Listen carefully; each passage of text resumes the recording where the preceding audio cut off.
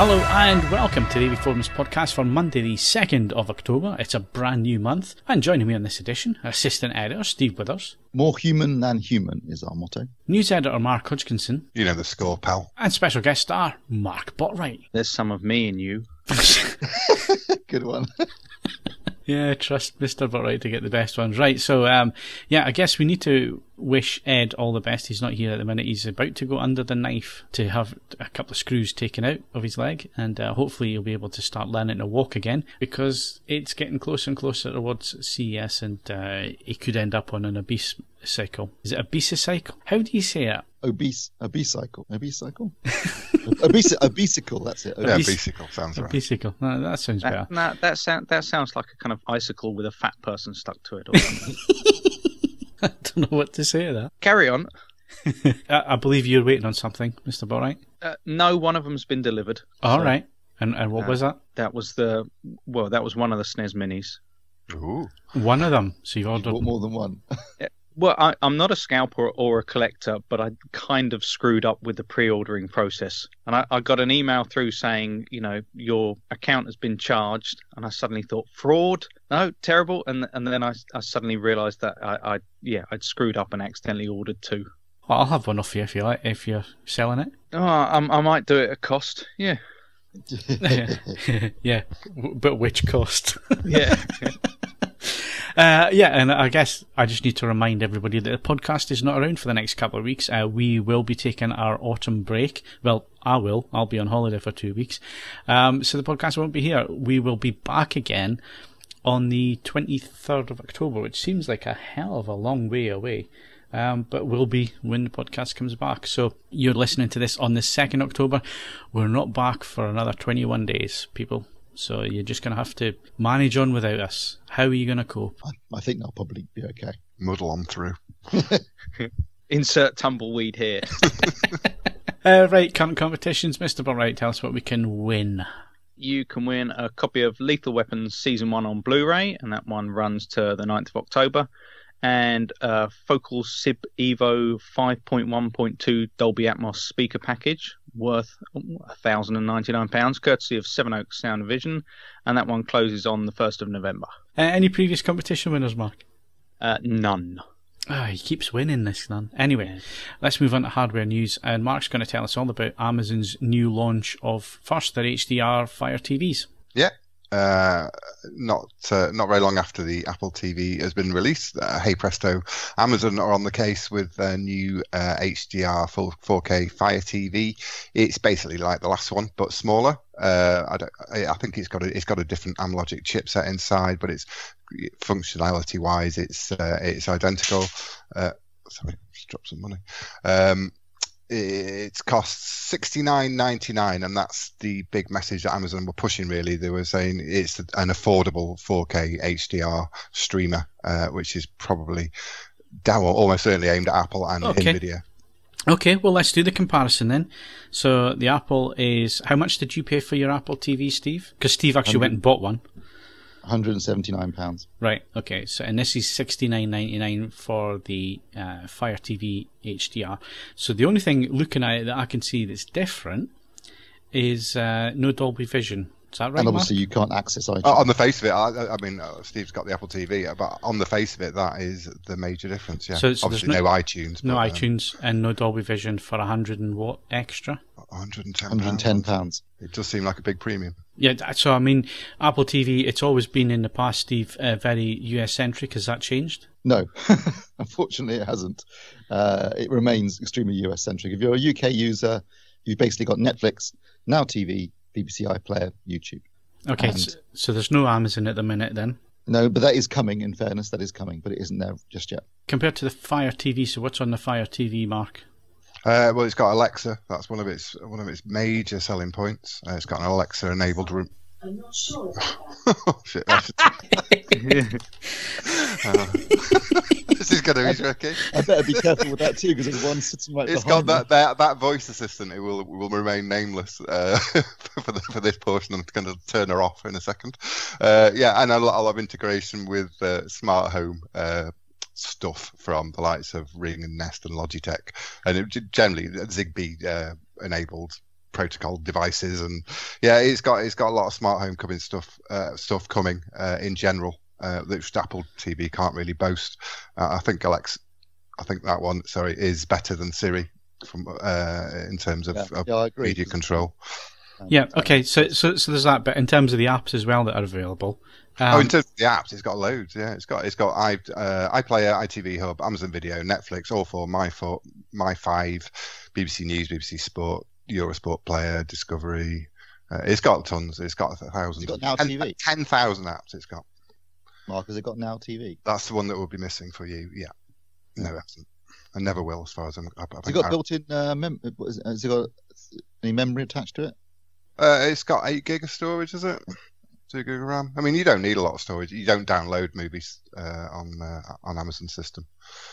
You can't download 4K on iTunes either. No, you can't download 4K anywhere. Yeah.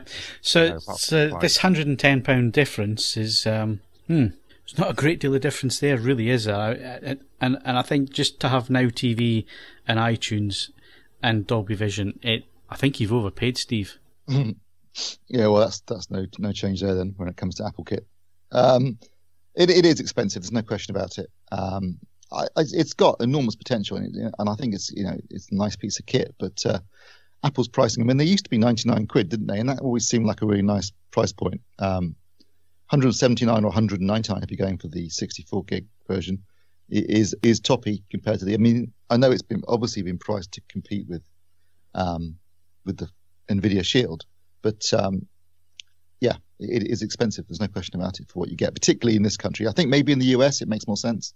In the US, there's a lot more you can do with it, but in this country, unless you really need access to iTunes or you desperately want Dolby Vision, right now I can't see much reason to buy it over the competition.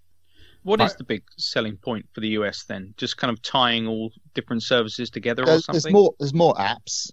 It's got TV app which ties everything together, which hasn't been launched in this country yet.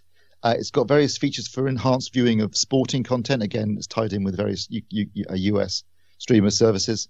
It's more of a complete package in the US. It always has been. In this country, there's always been minimal apps that are specifically aimed at the UK, and the ones that are there aren't necessarily that good. To be honest, the Now TV app is long overdue an update.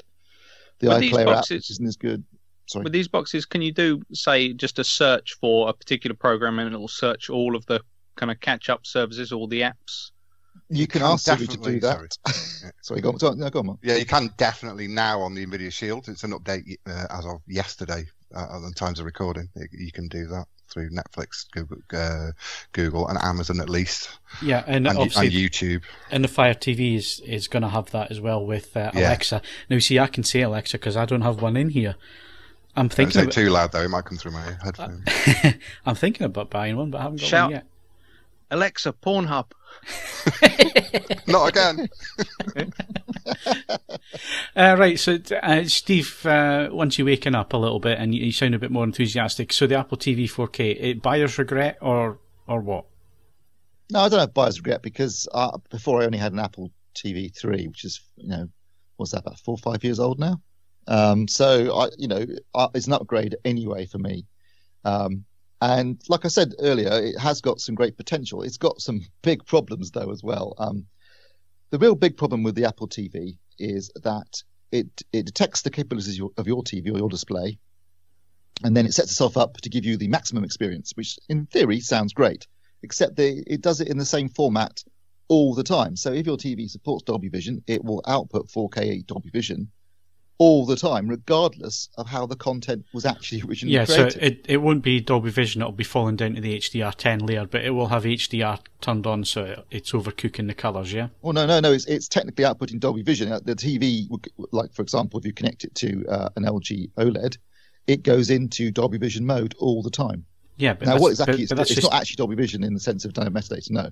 Clearly, it's just creating a metadata tag that says this is Dolby Vision content, although it's not actually Dolby Vision content. But what it basically means is with HDR10 content, Phil, it's outputting that HDR10 base layer, and with SDR content, it is basically expanding the color gamut and increasing the dynamic range, and therefore making everything look oversaturated and overblown in terms of highlights. So what it should be doing is it should be outputting the content as it was actually created. So if it's Dolby Vision, obviously it outputs Dolby Vision. If it's HDR10, it outputs HDR10, and if it's SDR, it outputs SDR. Well, I don't have an issue of it's only getting one lot of metadata though, Steve. So when you go back to SDR material, it's not getting metadata to say I'm SDR. It will be getting metadata to say that it's HDR, and it'll switch that on, and then it won't switch it off again because it's not being told that it's no longer needed. That's what the issue will be. And I would imagine a firmware update should be able to solve that. So when it's not being sent metadata, it reverts to SDR. That's what it should be doing, yeah. So I've seen it on an Android box where if you play HDR content, a clip, it'll go into HDR mode and then will not come out again. It did exactly that. It took a firmware update to but Samsung's first lot of HDR TVs did exactly the same thing, didn't they, Steve? What's day and age? Yes, they did. You're right. Now, I mean, it's possible that this is a mistake. If it's a mistake, it seems like a gigantic mistake from such a massive product launch. Or worse than that, Apple thought this was a good idea and think they're doing you a favor. They need to change it. I mean, obviously, I don't have an issue with them upscaling 1080p content to 4K. It's got to be done at some point, either by the TV or by the device. That's fine. It's just with the SDR, HDR aspects that they need to address. Otherwise, though, I mean, it does deliver a fantastic picture, and when it's set up correctly, it doesn't automatically change the refresh rate. I don't think that's going to change anytime soon. I was talking about this with Mark yesterday, and if they were going to do it, they would have done it by now. They've had ample opportunity to do that. So auto refresh rate doesn't seem very likely. You have to either select one that's going to be appropriate or manually change it if necessary. But that's quite common on a lot of boxes, isn't it, Mark? Yeah, it's for the streaming apps for sure. There's virtually none apart from Samsung Blu-ray players that actually do it. So it'll just do Sony. So it'll do 30/60 or 3:2 pull down. Yeah. Yes, that's right. Okay. But there is a 24 hertz mode. There's a 24 hertz option as well. In both HDR and SDR. 24, 25, 30, 50, 60. So it's entirely up to you. So you can tailor it to suit your needs, which is great. You've already alluded to the fact it doesn't currently have Amazon, but that is coming. Also, Dolby Atmos is coming. Doesn't do it yet, but there's absolutely no reason why it wouldn't be able to do it because it supports Dolby Digital Plus 7.1. So it's just a question of Apple getting their finger out and sorting it out. The one big factor, I think, for a lot of people, and this is something that Mark's mentioned to me again when we were talking yesterday, it does not support VP9. So there's no 4K or HDR on YouTube, which obviously is probably the biggest single source of 4K and HDR content. But that applies to all iOS devices. So it's something across all of Apple's products, and I don't think that's going to change anytime soon. So you won't be able to watch my Canadian 4K video then? No. Well, what a shame. Or the new one, whatever you called it, Moist something. We don't talk about that one on there. What did you call it? Mildly Moist Scotland. Mildly Moist, yes. So yeah, I mean, you're right, Phil. If we go back to the original question about the price, yeah, it was overpriced. But I don't regret buying it. I like the product. I think there's some. I mean, what's interesting, I suppose, for the company that's coming out of this best, the one that the company is really getting the most exposure, must be loving this, is Dolby, because Dolby Vision has gone from being a relatively niche product that most people probably didn't even know about, to now being, very well recognized and obviously being used for a lot of content now on iTunes. And where Apple have definitely played a blinder is in terms of offering 4K HDR content with Dolby Vision over iTunes at quite nice prices, very attractive pricing, and also offering free upgrades to stuff you've already bought on iTunes if it's available in 4K and HDR or Dolby Vision, depending on what it is. Yeah, did you say that Amazon have reacted to that pricing wise? I read earlier in the week that Amazon have reacted to the pricing. I think this might be in the States specifically right now, where obviously there's a lot more choice on our iTunes in the States than there currently is in the UK. Another UK-US divide. Universal, Lionsgate, and Sony currently aren't doing 4K HDR stuff on iTunes UK, but are in the US. I'm assuming will come to the UK as well at some point. Disney currently aren't doing it on either platform, US or UK. Again, I'm assuming that will come at some point when they've sorted out some sort of agreement with Apple. But yeah, I think Amazon in the US have reacted in terms of their pricing because of what Apple have been doing with iTunes. It is kind of interesting how Dolby Vision has very quickly become almost like the stamp of something that's technologically up to date, though, for something that could have been very niche. It's funny. It's really it's really weird watching. Coming back from Ether, we had these meetings with 20th Century Fox and Panasonic and Samsung, and they were pushing HDR10+. My overriding thought was, you're talking about something that isn't available yet, isn't coming till next year, isn't currently part of the Ultra HD Blu-ray specs and has to be added. Whereas I've already got Dolby Vision on 2 players at home. I've got about 10 discs so far. It's supported by Netflix. It's supported by Amazon in the US. And now, obviously, with the launch of the Apple TV, suddenly iTunes and Apple devices are supporting it. You're thinking, well, it's here. It's widespread. It's freely available. Well, freely, to consumers it is, at least. On a number of different television manufacturers are using it now as well. You got to think, well, they've got a huge head start on HDR10 Plus, which is still just really vaporware at the moment. Yeah. I think the biggest story to come out of this whole thing is, the iTunes pricing, because that has really pushed the rest of the market to do stuff and to change their pricing models and all the rest of it. And I think kudos has to be given to Apple for pushing that. The prices of 4K content has suddenly dropped when it comes to streaming on different services. And last night, even on Netflix, I was having a bit flick through and I noticed that movies are starting to now appear in 4K HDR as well for free on Netflix, and that's never been the case up until now. So I noticed a couple of movies, including Groundhog Day, that old classic, available in 4K Ultra HD.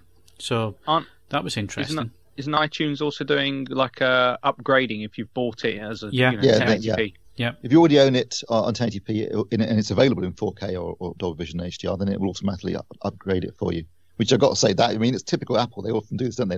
The hardware is expensive, but a lot of the software is cheaper or free. And they've really played. I think I say that bit they played really well. And obviously, it's making Ultra HD Blu-rays look really expensive now. Yeah, of course. But they always have been expensive, haven't they? But saying that, I just bought another 2 this week, Steve, so you'll be really proud of me. Well, save it for later. I'll save it for later, but it was two for £30, which I could not ignore that one. Right, anyway, so that's the Amazon HDR Fire TV and obviously the Apple TV 4K. It's becoming a big area of the market now, streaming it, and we've said it a few times recently, and I'm going to say it again because I sat and watched another program that we're going to come on and talk about second half of the podcast, but I couldn't get over the quality of the streams. Obviously I've got really fast internet. I think I'm 70 down and 20 up, Infinity 2 that I have at home, so I've got really good internet, but I've still got to say the picture quality, apart from the odd compression artifact here and there, and the odd issue with the odd stutter or whatever, but in terms of picture quality, you can now get away, Steve, with sitting and watching stuff on a projector. I watched the whole of The Expanse season 2 on the projector.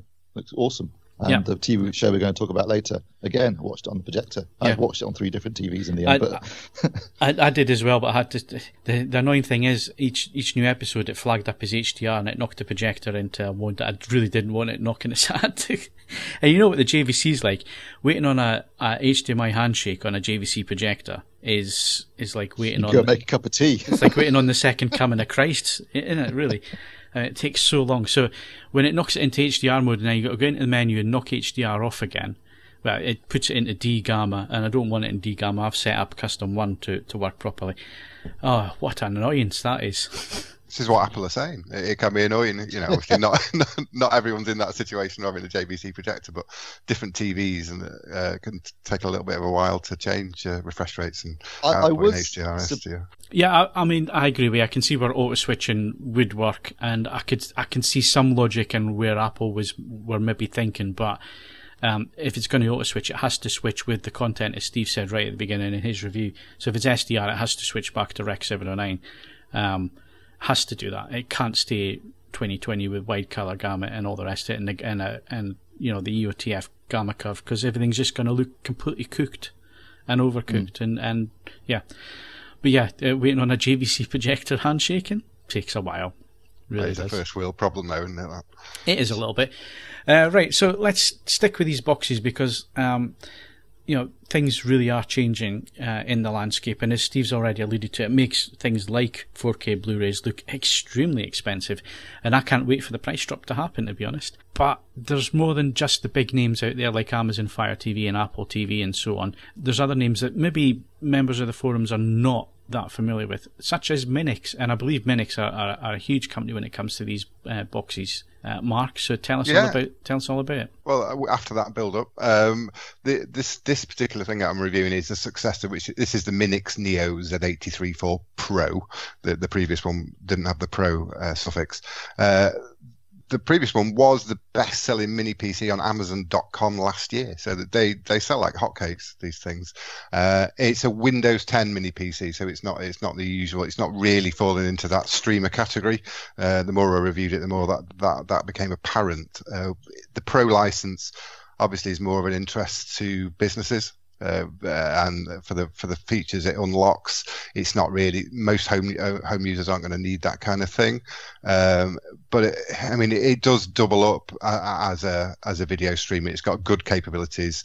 Unfortunately, what happened as part of the upgrade, as well as the Windows 10 Pro license, is the slightly updated the CPU, and that has kind of broken some of the attractive things about the predecessor as a media streamer, which notably was it would do frame back 3D playback within Kodi, which very few devices do, and it's for the 3D fans and Kodi fans out there, of which there are lots, believe me.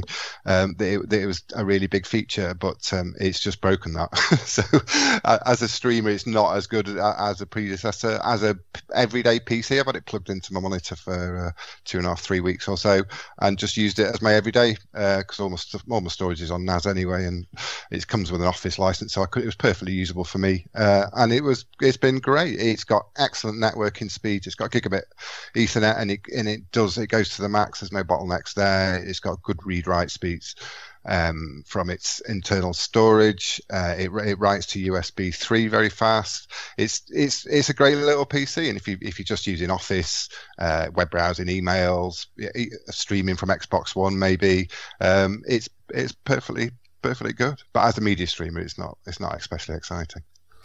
Okay, so I give you all that build up and you've just shut it all down. Yeah, it's a great little device, but it's not one I would recommend for a media streamer. Right. So if people, if people are looking at the likes of Amazon and so on, and they're seeing these boxes turn up, and let's be fair, a lot of them are Chinese-made boxes.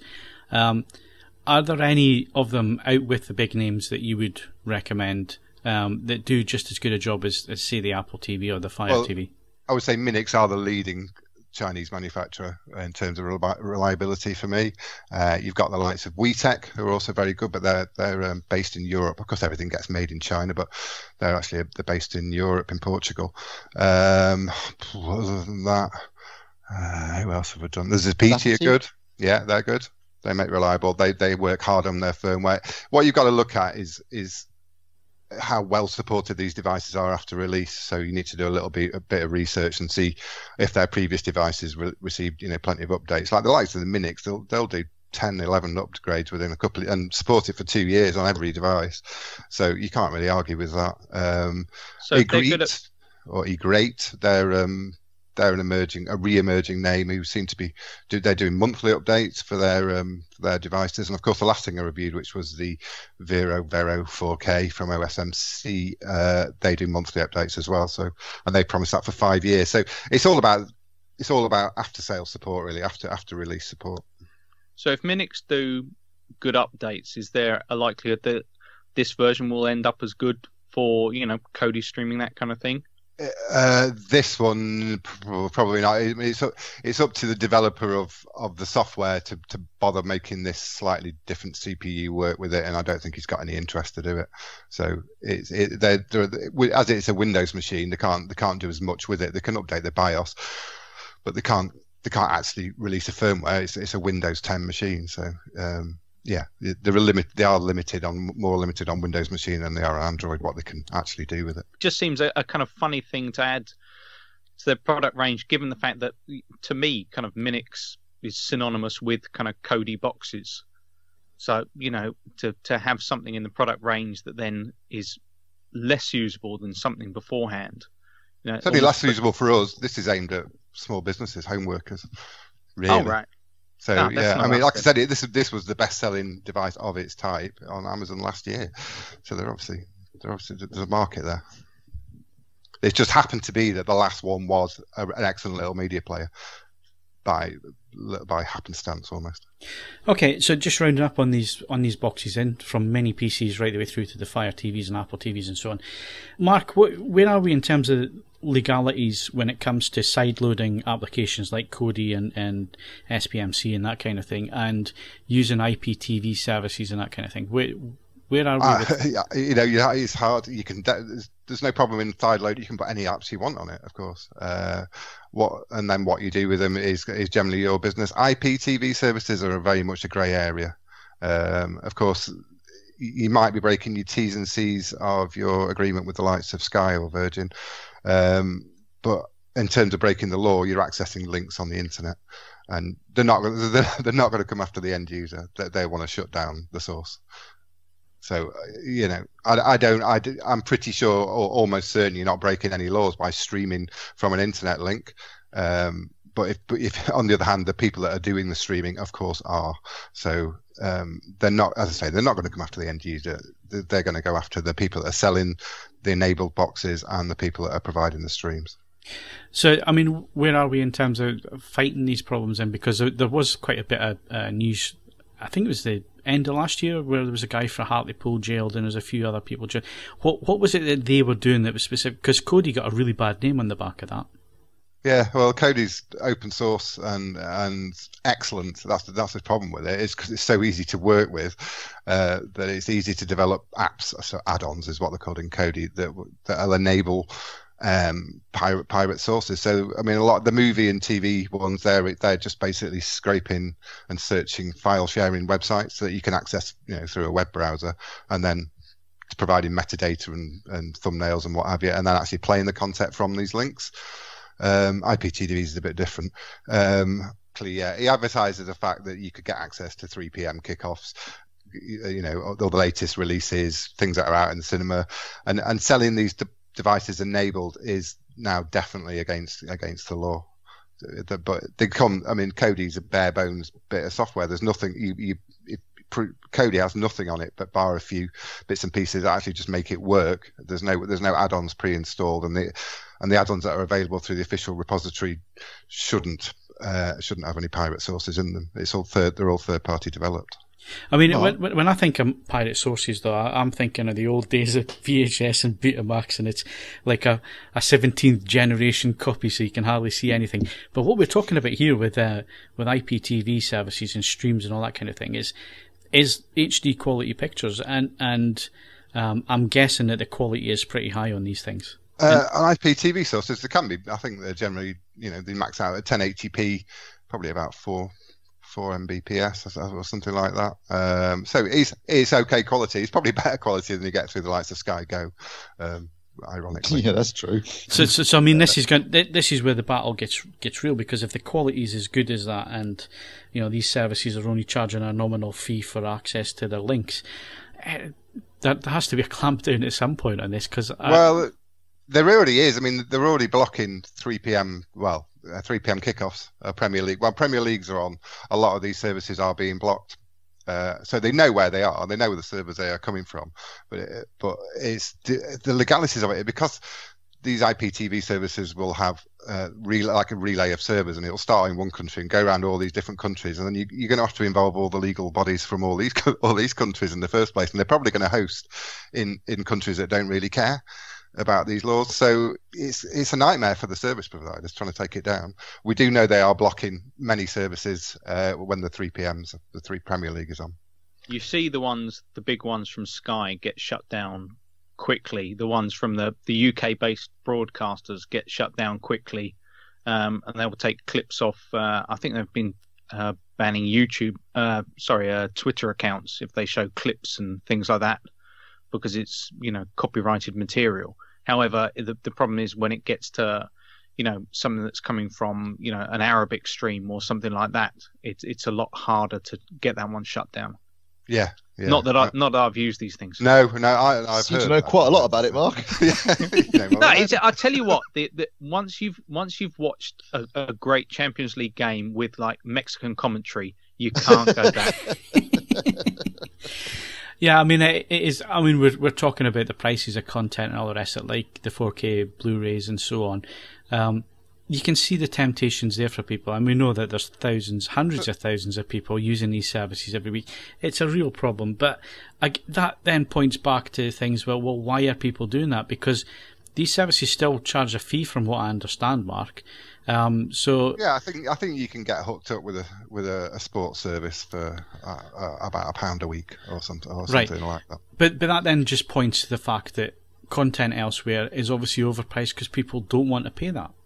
Or is it a case of people are just greedy and they want stuff for well, if you can get, I mean, a lot of that's going to appeal to a lot of people, isn't it? If you can get at stuff even that Sky and BT don't show, even as a supplement to your Sky and BT subscription, if you want to watch your 3 p.m s, it should be telling the Premier League and it should be telling Sky something, that they need to change the way they're delivering content, make it more affordable to people, make it more universal, and look, to make the revenues in different ways. I mean, Facebook are talking about it, aren't they? They want access to Premier League, maybe just goals and highlights as they happen and stuff like that. But they've got to do something about the way they're delivering it. They've got to make everything available, and they've got to make it cheaper. Yeah, but it's come to follow the Netflix model, make it cheap enough, and more people will subscribe. But it's interesting how kind of people view this now. It's in the kind of internet age, people accessing content view it more as they're viewing content from the world, so they shouldn't be restricted to one particular market. So exactly, to say that you can only access content from this country, they're saying, well,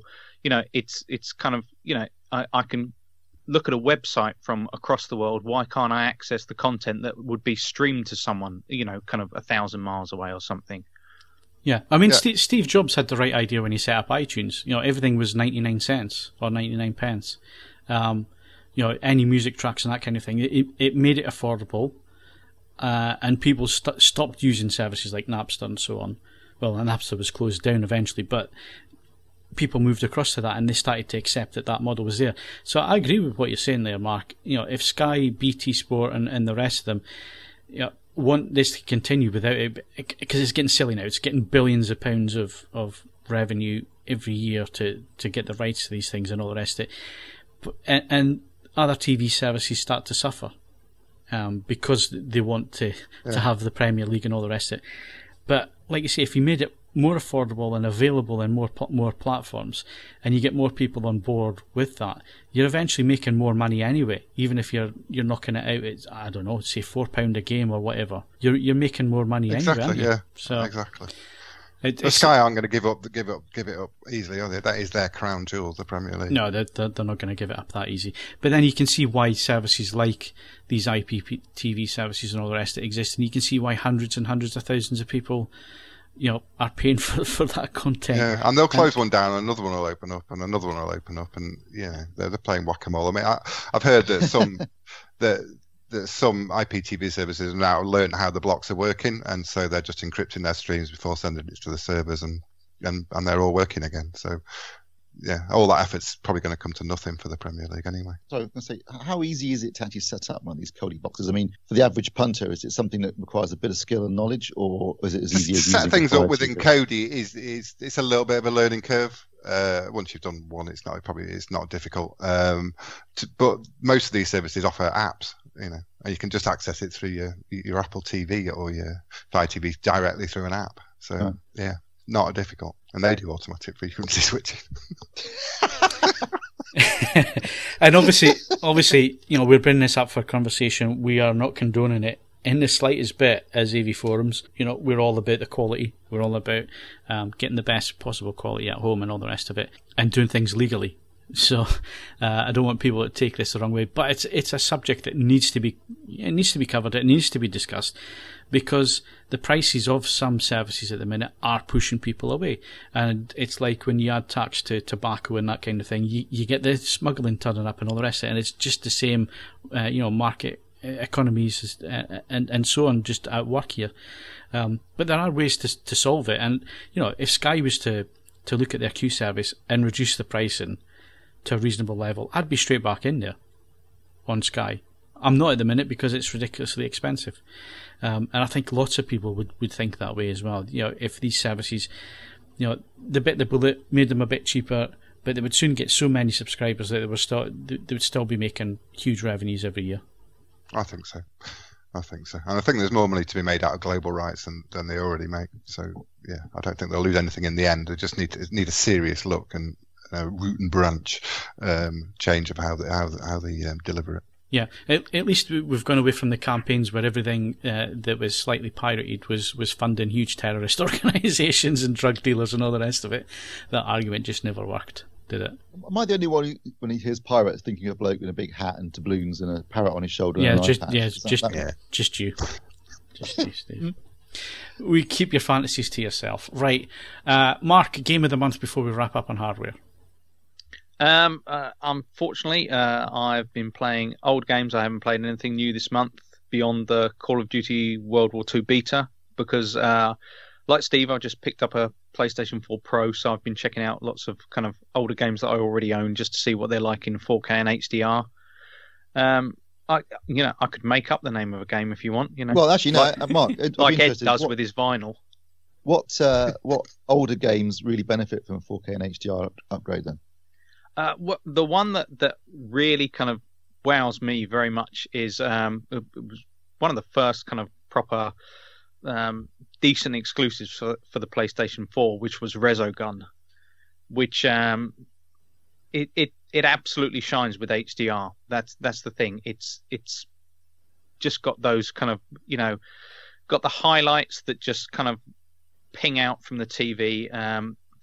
Against a kind of very dark backdrop. It's really strong contrast. So on the OLED, it looks absolutely stunning.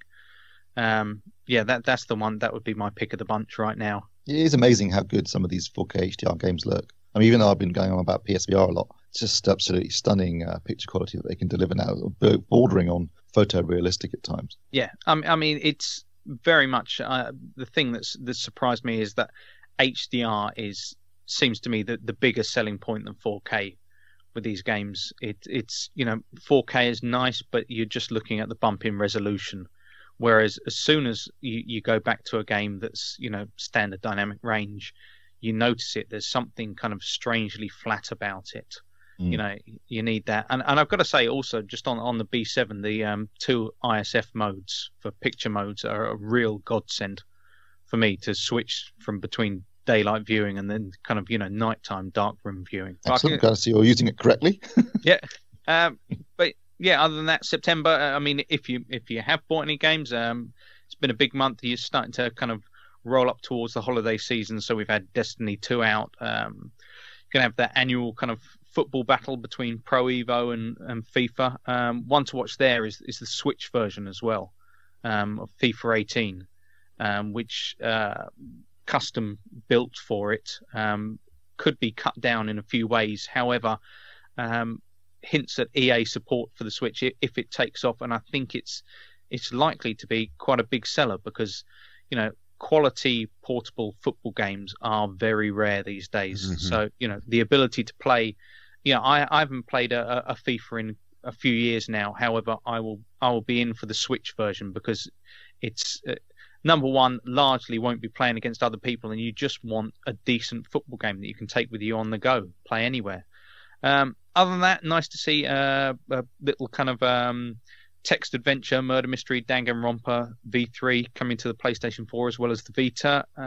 And if you own an Xbox One, you should at least check out Cuphead, which is a downloadable title. It's had a few delays, finally out.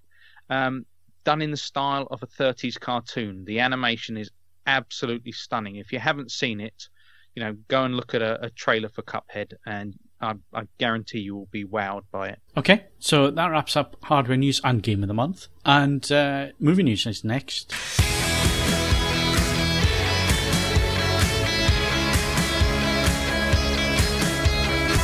Right, so movie news. I've obviously my Limitless card has paid for itself this month, but I have not been to the cinema this week, Steve. Normally there's a film out sort of the Wednesday or the Thursday, and nothing really took my fancy because there was nothing majorly interesting out at the cinema this week. You? No, me neither. I don't fancy Flatliners or anything else that was coming out this week, so I have not been. But I've used my card 4 times this month, so I feel like I'm same. Yep, same here. done that as well. Right, so, and I managed to catch at least one that I wanted to see out of that lot that was released in 1 week.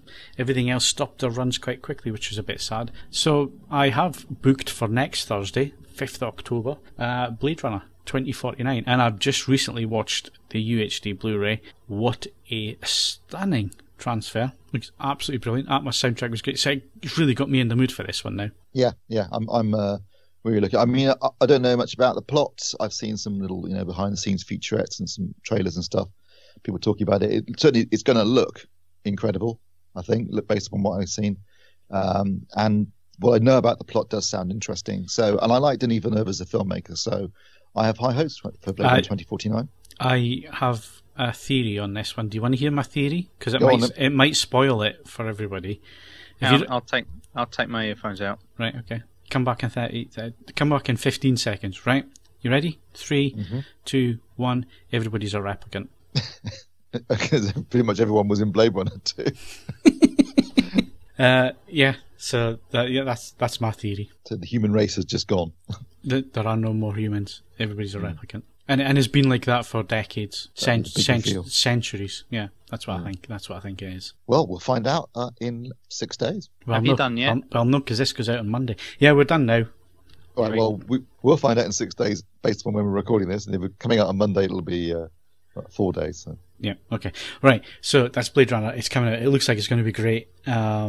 It could be a bloody awful. Who knows? But it's got a lot to live up to because, apart from, I think we said this last week, apart from the computer monitors and there's no mobile phones, it's a pretty timeless looking film, even though it was made in the 80s. Yeah, it hasn't really aged at all, other than the fact that obviously quite a few of the companies in the neon signs have gone bust. But, it's a curse of Blade Runner, wasn't it? Yeah. All the companies that seem to go bust. There used to be a big Atari sign in one of the cuts, but it wasn't in the one that I saw. So I've noticed Atari signs in the trailers for 2049, so obviously it's an alternative universe. It's an alternative, go bust. Yeah. They could come back. Pan Am didn't go bust. Yeah, they're coming back. Yeah. Some sort of, is it like a steam machine, Mark? It just looks like a little emulation box that they're selling at massive price premium. Fantastically expensive, isn't it? Yeah, ridiculously so. But it does look like it kind of emulates the little wooden front of the Atari 2600. So I might order 2. You never know. I'll have the other one at cost. Right. Okay, so let's move on. That's coming out of the cinema this week. Unfortunately, the podcast is not around for the next 2 weeks, so it's going to be 2 weeks' time before you get our opinions on the film. But if you listen to my theory there and I'm right, get in. Right. Want to choose a film of the month? Oh, I suppose we could, couldn't we?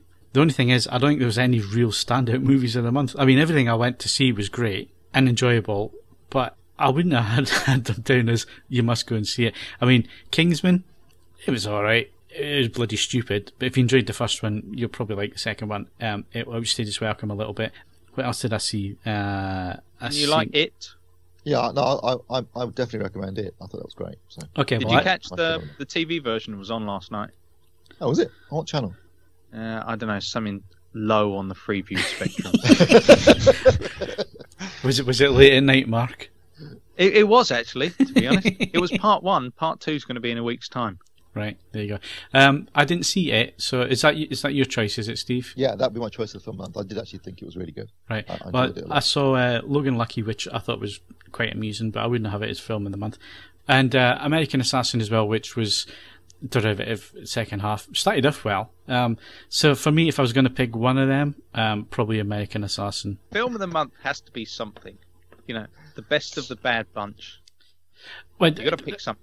Well, okay. Well, I have. I just said American Assassin because it was on. Yeah, and Steve's gone with it. So, but I've got to say, American Assassin's not great, but it's the best of what came out during the month. Hopefully, Blade Runner's going to be great, and that'll be because I don't think there's anything else. Oh no, October's got Thor Ragnarok. I can't wait for that. Oh no, wow, it looks utter pish. And the Snowman looks interesting too with Michael Fassbender. What? Hunting a serial killer. Oh. Snowman. Right. Not the one with the dog. It's not Ella Jones up there. I was going to say, that's method for Michael Fassbender. There was one I wanted to catch, but it seems to be that it's only being screened at, in certain screens on certain evenings now. But it's been getting some really great reviews, and it's like a murder mystery called Wind River. Oh yeah, yeah. It's been getting some great reviews, but it's like 10:20 at night. And it's the only showing of the day, Yeah, you know what I mean? Never stay awake at that time. No. But basically, I think it's something about two agents examining a murder in a Native American reservation. So, and it's been getting some really, really good reviews. I'll just have to catch that on the streaming service then. Yes, or maybe disc. No, we segue nicely into the next subject. Probably a streaming service. But Blu-rays are still around if you want to buy them. Blu-rays out this week. We've got Pirates of the Caribbean, Salazar's Revenge, or Dead Men Tell No Tales, depending which country you're in. Pass. Yeah, well, not even getting Ultra HD Blu-rays in this country, which is poor show on part of Disney, I think. Man, no, it's just no one's interested. Yeah, they're only going to sell it on DVD, really. I was glad to see that it didn't do very well. I mean, it did okay business, like 700 million worldwide, but it did a lot less than the previous two. So people are clearly getting sick of Johnny Depp's antics. There's only so much you can do based on a theme park ride, isn't it? Really. They built it for long enough. Yeah. So that hasn't done that well. And the same also applies to Transformers, which hasn't done that well this time around, which is good news again, because people are obviously starting to rise up. How well did it do in China, though? Very well. Although, staggeringly, I think I've mentioned this before, but if you look at the top 10 films internationally this year, number 1 is Beauty and the Beast. Number 4 is Wolf Warrior 2. Never heard of it. Made $875 million. It's made more than Guardians of the Galaxy, and it's made all that money in one country, China. That is a staggering amount of money from a single film in a single. Probably. Anyway, so yes, Pirates of the Caribbean, Salazar's Revenge, that's out on Blu-ray this week.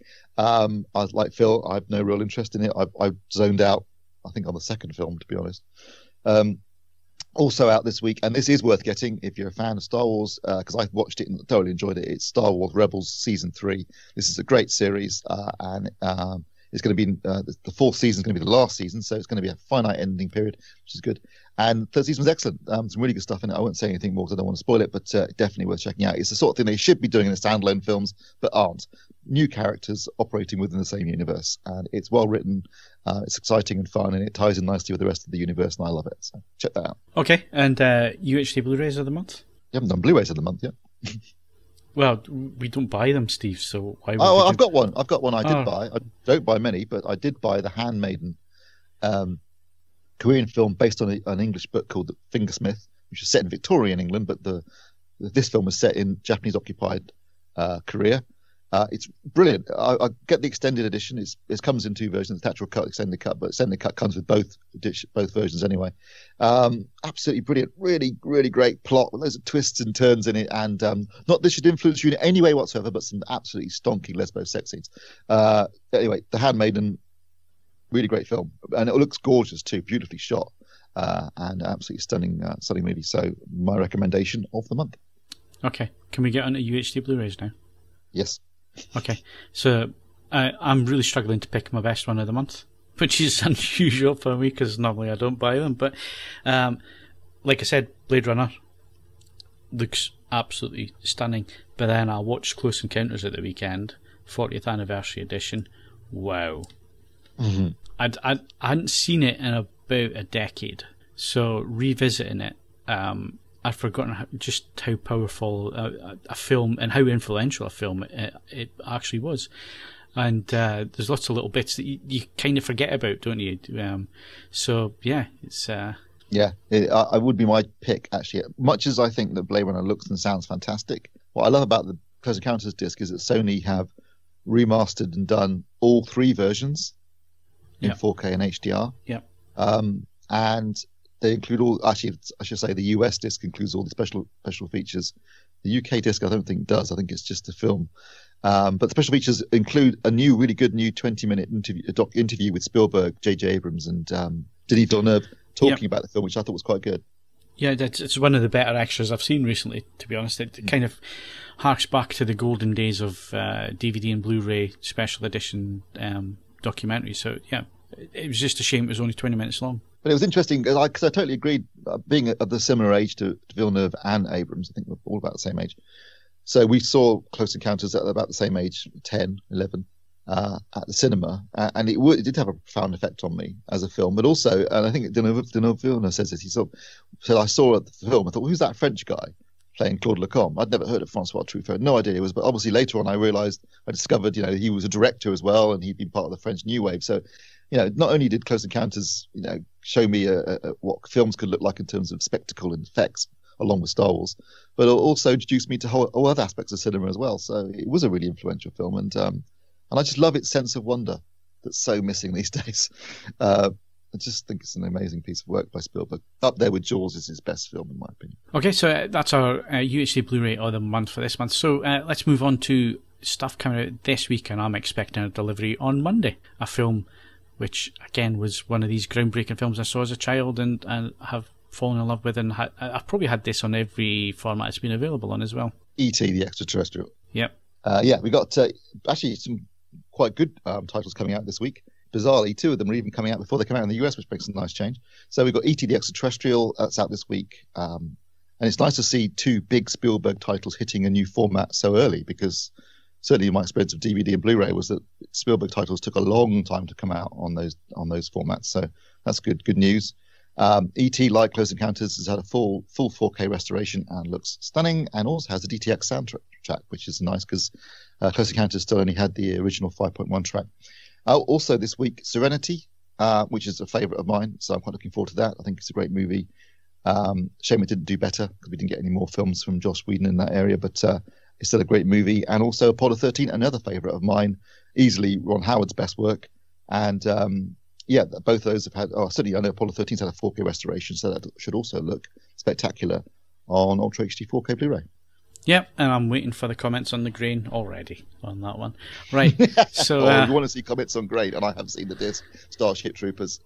Right, okay. Right, let's move on, because there's a new Star Trek series. We mentioned it last week, and we're not going to go into it in too much detail, because to discuss it would be to ruin it, because there is a reveal at the close of episode 2, which I really don't want to spoil for people, because once I got to that point I thought, oh, right, okay, even more interesting. What I will say is, Star Trek Discovery, it looks at this moment in time like it's setting itself up to be a story arc approach, so not by the episode approach, but I've got to say the delay in it arriving was probably worth it, because apart from the odd effect here and there that looked like a painting, I thought the effects were excellent, I thought the acting was superb, I thought the cinematography looked really, really good. It's in HDR as well, so it had really nice look to it. 1080p HDR, which is quite unusual, wasn't it? Yeah, well, that's the thing, I went looking around because I saw that, and I saw the HDR logo but no 4K, and I'm thinking, well, hang on, this has to be in 4K. But no, it's 1080p HDR. So there's 2 episodes up there at the moment. If you haven't seen them, go watch them. They are really quite surprisingly good. I wasn't expecting much. Maybe the low expectation helps, but certainly a reveal at the end of the second episode kind of sets everything up, and you're not expecting it, and I'm not going to ruin it for people. I think opinion, I know because I've read a few reviews, is going to be massively divided depending on whether or not you're a real Star Trek fan. If you're a massive Star Trek fan, you're going to hate it because it's got nothing to do with Star Trek. But I quite enjoyed it because I couldn't give a monkeys about Star Trek, really. The whole thing about it being, set 10 years before prime timeline Kirk episodes is cobblers. All the Trekkies will tell you that, 10 years before, the Enterprise was still going around at that point. The one that you see in Star Trek, Star Trek, the rebooted film, it seems like this is just a complete reboot again of the series, with no real continuity whatsoever. I don't have an issue with. I mean, and obviously it's a lot more action-packed, I'd say, than you'd expect from a Star Trek series. The first 2 episodes have been absolutely, and there's a tone. Again, I'm not going to spoil it because there are issues and stuff that are raised within the first couple of episodes, which kind of set it up as to why is it happening this way. Because, like I say, it's not a Trek. It doesn't feel like a Star Trek movie or TV series. There's a definite theme there, but I think that's going to get resolved as we go into episodes 3 and 4 and so on. Yeah, it's definitely got a different vibe to what you could call classic Star Trek episodes. And also, Roddenberry was very much in the whole theory that there shouldn't be any conflict between the crew and everything's lovey-dovey in the future, which certainly isn't the case in this one. Yeah, no, it's set up great. It looks great. Have you seen it, Mr. Botwright? No, I'm afraid I haven't. Okay. Hodge? Not yet. I might do now. You said it's all right. I'm not massively keen, as you can tell. You're like our TV food testers. Yeah. Okay. Well, it's Star Trek, so I was going to watch the first couple of ones. It's got me hooked in. I'm going to give it a chance. It's better than I thought it was going to be. It's not classic Star Trek, and I think it works in that respect. I think it looks gorgeous. The technology, it does hark back a little bit, like the phasers look the same as or they have that look of the classic Star Trek, as well as the communicators and so on. So there's little things that hark back, and some of the sound effects in there as well, with the bridge and so on. You can tell it's a Star Trek. Yeah, the transporters as well, and so on. So there are cues in there, and you know, it is the Star Trek universe. It's just taking it from a very, very different angle. Who have they got in the engine room, though? Well, see, this is the thing. In the first 2 episodes, there's only sort of 3 main characters on the ship. I'm not going to name the ship as well because that'll spoil it. So there's only 3 main characters on the ship that you really follow, as well as an admiral. And that's about it. The story kind of plays around them, and there's some bad guys. I'm not going to tell you who the bad guys are either. So yeah, I mean, it's a different take on it. It's got my interest, and I'll be watching the next few episodes. And I've got to say, it looked fantastic on the projector setup. Yeah, it did. It looked really, really nice. Really nice. It is a bit unusual in the sense it seems to focus on a single character most of the time, which is not Star Trek like. Usually there's a group of characters, isn't there, like Kirk and Spock and McCoy, etc. This is very much. And also, why is a girl called Michael? Am I missing something there? It's probably an American thing, because they can't say Graham either, do they? So maybe it's supposed to be Michelle, and they can't say it Michael. Michael Burnham. I was like, who's this Michael Burnham bloke? Oh, it's her. What? Yeah. Yeah, I kept thinking it was Mika, or I was thinking, is her name Mika? Is it? Why do people call her Michael? Yeah, maybe it's meant to be Michelle, but the Americans can't say Michelle for some reason. But they really can't say Graham. No, Graham. Anyway. Or Colin. Yeah. Right, so that's Star Trek Discovery. To say any more would spoil it at this point. So I think we need to wait till probably season finale before we come back and revisit this one. And lots of people will be happy at that because they really like Star Trek. But yeah, we'll come back and visit at the end of this season. In terms of other TV, I mean, we're coming into October now. The big one is obviously Stranger Things 2 is gonna land on the 27th, isn't it? Yeah, that's right. So Halloween weekend. Hopefully all the episodes are going to drop at the same time, and it's not going to be a weekly thing. And hopefully that's going to be great. But it's normally traditionally TV season. So Mark, Hodge, and Steve, you two seem to spend lots of time watching TV. So is there anything that we really need to be paying attention to? I've watched surprisingly little. I'm just going through Narcos season 2 because I got reminded season 3 was available, and that's not bad. It's not particularly good. I'm actually having issues with Netflix on Virgin. It's fluctuating quality quite a lot, so it'll go from 4K down to SD and back again. Oh, this has been a running thread on the forums, actually, isn't it? The problem. Which is why I picked it up on it really, it's been really bugging me. It's funny you say that, because last night it didn't drop in quality or anything like that. But it stopped and buffered halfway through one of the episodes. My Netflix never does that. No, I've never had problems until this last couple of weeks. So welcome to my world. Yeah, I just switched. I've got a VPN on the Shield, so I just switched that on, and it all was well. So it points it to being Virgin. It was the problem. Right. So, well, I'm BT, so that doesn't explain it. But yeah, it buffered last night, and it's the first time it's ever done that. I must say, I put a VPN to America, so I was going to American Netflix, and that was just spotless.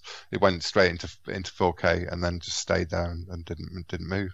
So yeah, maybe it's just UK Netflix servers or something. They're just getting hammered and they need a little bit of work. But yeah, I've been having that kind of problem, which has put me off Netflix a bit.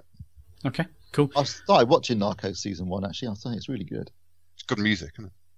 It's a great show. I'm really enjoying that. So season 2, season 2 is good. Yeah, it's good. But I was just getting a bit bugged with that issue last night. So yeah. But the show I recommend, I watched this month, really quickly, binged it mostly because I enjoyed it so much. Is the second season of The Expanse.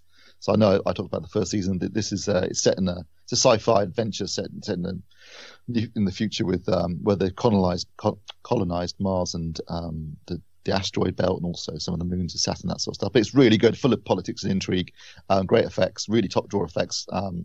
I watched it on the big screen in the home cinema, and it stood up nicely to that. It's got a really complex plot, and it treats science accurately and realistically in terms of how you would travel through space and things like gravity and that sort of stuff. It's done really well. So I think it's a fantastic show. If you haven't seen it, I'd recommend it highly. So that's our TV picks for this month. I'm sure as we get towards the festive season, things are going to pick up yet again with more seasons and series and all the rest of it. And if you want to know or you want some suggestions of what you could be watching, what you could be catching up on and so on, we do have our guide. It's on the forums, it's in the editorial area, and Steve is going to update that later on today. So when you listen to the podcast, it should be back on the homepage for you to find and get your suggestions of what you could be binge watching as the Dark Knights come in. And that's not a reference to a Batman film. Right. James Cameron's been busy, has he?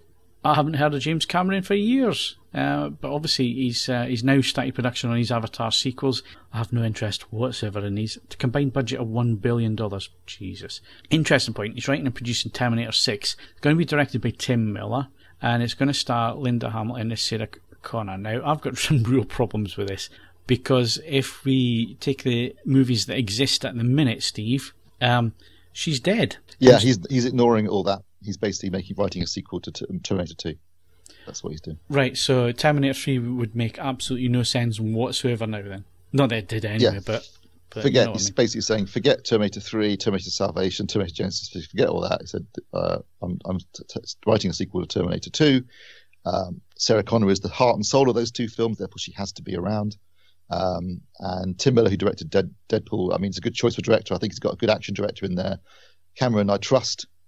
So, if he's writing and producing it, and he obviously conceived the whole thing in the first place and did the two films, which were by far and away the best films in the series, I've got hope that he can deliver something interesting and worthwhile. But don't you have a problem with somebody saying, well, forget about these films? Cause, not really, because they were shit, as you just pointed out. So. Yeah, I know, but in the same time, it's like, well, you kind of just forget. That's like saying forget the prequels. Now, as much as I hate the prequels, at the same time, they exist, so you have to say, well, yeah, they might be garbage, but they do exist, and it's part of that universe, and you kind of just forget about them.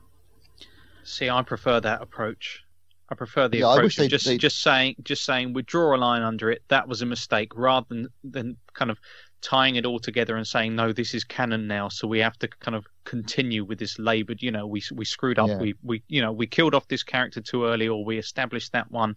I would prefer, kind of filmmakers just to say, like you can watch kind of hokum like Alien versus Predator without kind of thinking, how does this necessarily affect how it goes into, Alien, that kind of thing. I like the fact that, it's almost more of a kind of comic book approach, a kind of alt world. We're just doing a different version of something and just accepting that, you can have more of a kind of play about with it. And particularly when you're dealing with anything involving time travel, you can just go to the standard, oh, well, that branched off into a, different timeline. That's technically now, each time someone travels back in time, that branches off or something. It didn't make total sense to begin with. So I'm fine with this. Yeah. I mean, Terminator Genesis effectively did that. It tried to do that in a way. I was all for Neil Blomkamp doing a sequel to Aliens, which kept Newton Hicks alive. Because that was the worst thing about, one of the many, many things that was bad about Alien 3 was the fact that they going and killed two important characters and therefore, basically negated the whole point of watching Aliens. So, yeah, I got no problem with drawing a line under some of these films and just saying, look, they were shit. We made a mistake. Let's just start again. So I'd like to see what 2019 it comes out. Let's see what Cameron can do. But I've got faith in the guy because he hasn't let me down yet. Well, I want to see if Hodge has got an opinion on this. It'd be nice to hear his voice. Quite honestly, I couldn't give a shit about 4 Avatar sequels. I mean, really, come on. I couldn't care at all about Avatar. I thought the original Avatar was overblown gobbledygook anyway. Surely Terminator's had its day and just move on.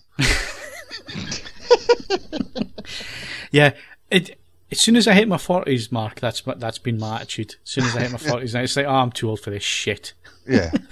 Go on, move on. I do have to question the logic of spending $1 billion on Avatar sequels. That just seems like, ooh, I don't know. Does anyone care anymore? No, it's 3D's dead now. Come on. That was the whole point of Avatar, wasn't it? It was the only good thing about it was the 3D. Terrible movie. I suppose that's $250 million per film, which is about the average for a big budget movie these days. But even so, that's a shitload of money. I mean, what he needs to do, right, is put that $1 billion into a sequel to True Lies. Do you know what was weird though? I was thinking, God, is that the most amount of money ever spent on a bunch of films? Because that is a lot of dough. And they spent $750 million on the Hobbit movies, although after tax breaks, it's $650 million. But somehow, and God knows how they managed to do this, Disney spent nearly $400 million making Pirates of the Caribbean on Stranger Tides. How the hell did they do that? How do you spend that kind of money on a single film? Staggering, isn't it? Yeah, just a bit. Staggering. No. Avatar sequels, just no interest in that whatsoever. Like you say, Mark, I mean, the big thing with Avatar was the 3D. And that was his whole thing to make that was he wanted to create a new world that was going to be in 3 dimensions and all the rest of it. And he succeeded with that. And it was a really, really popular movie because of that. But I don't think there's any need to do sequels. I mean, you could do a sequel to Titanic, could you not? That'd make more sense. I just wish he'd do something original. I mean, he's That's done the point, okay so far, isn't he? Or better still, pull his finger out and give us The Abyss on Ultra HD Blu-ray. That's the main thing. Yeah. How old is he, James Cameron? Late 60s. What, have you got him in your Deadpool or something? Well, no, that's a lot of work. That's a lot of work for a man in his 60s. Jesus. He's asking for a hard time. Well, 2 years ago, he did go to the bottom of the Mariana Trench on his own. So he's a bit of, he's a real man's man, isn't he? This guy's a legend. Cameron's awesome. I love Cameron. He was born on the 16th of August 1954. Right, so what's that? 63. 63? 53. No, he's not that old then. He's got plenty of time in him yet. It's a lot of work for a man in his 60s. And on that bombshell, that's it for the podcast this week. My thanks to... Who's on this one again? Oh, yeah, Steve Withers. I've seen things you people wouldn't believe. Mark Hodgkinson. That's the spirit. The first time you sounded enthusiastic in the whole podcast. It's always time to go. It's because it's the end. And Mark Botwright. Then we're stupid and we'll die. Don't forget, you can follow us on Twitter and Facebook, bookmark AVForums for the latest reviews, news and videos, and of course, why not leave us a 5-star rating on iTunes, but only if you enjoyed the show. I'm Phil Hinton. Thanks very much for listening, and remember, we won't be back until the 23rd of October. So until then, take care, and we'll see you when we come back.